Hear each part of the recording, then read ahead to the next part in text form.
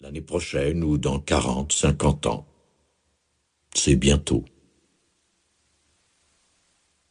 La quiétude et vous, qui vous êtes, sont donc une seule et même chose. Et si vous n'êtes pas encore devenu complètement fou dans ce monde de folie, cela signifie que vous avez dans une certaine mesure accès à la quiétude à l'intérieur de vous. Il est possible que vous n'en gardiez pas le souvenir. En effet, la quiétude n'est pas mémorable car elle est hors du temps. Le mental ne peut ni la mémoriser ni se dire « Oh, c'est intéressant, je m'en souviendrai », car la quiétude n'est pas intéressante. Intéressant est une notion mentale. D'ailleurs, notre fin de semaine ici ne sera pas intéressante, comme vous l'avez peut-être déjà remarqué.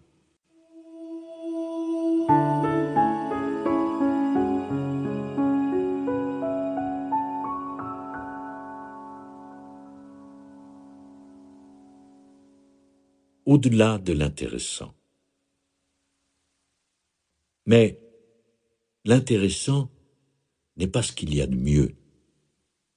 Ça ne l'est que pour le mental humain. Si vous sortiez dehors et que vous regardiez un arbre, une fleur ou un coucher de soleil, est-ce que vous vous diriez « ce coucher de soleil est intéressant ?» Non, seulement si vous étiez en train d'écrire une thèse sur les couchers de soleil, si vous aviez besoin de l'analyser.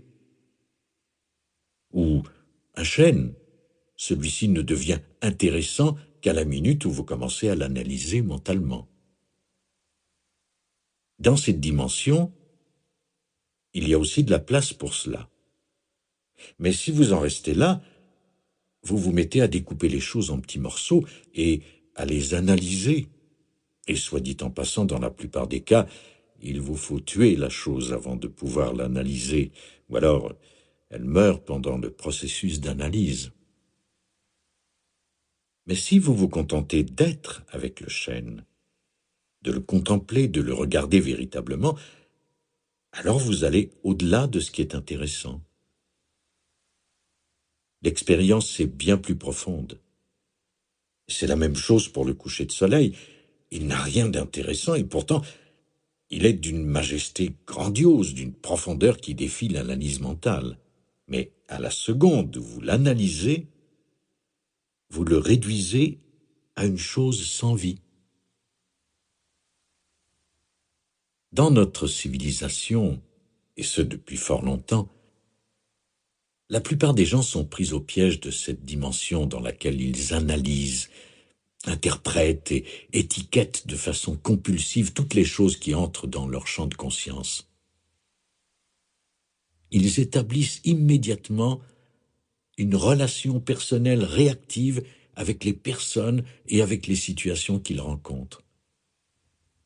Ils le font aussi avec la nature et se coupent du sacré qui s'y trouve parce qu'ils l'abordent uniquement avec leurs pensées. Vous vous retrouvez dans une prison épouvantable, la prison de votre propre mental. Toute votre vie se réduit à une réalité conceptuelle à l'intérieur de votre tête, composée de pensées, de points de vue, d'opinions. Même la connaissance en fait partie. C'est une étiquette qui donne l'illusion de savoir, mais en réalité, il ne s'agit que d'une pensée qu'on a appliquée à quelque chose. Et ce faisant, elle perd toute profondeur et toute vie.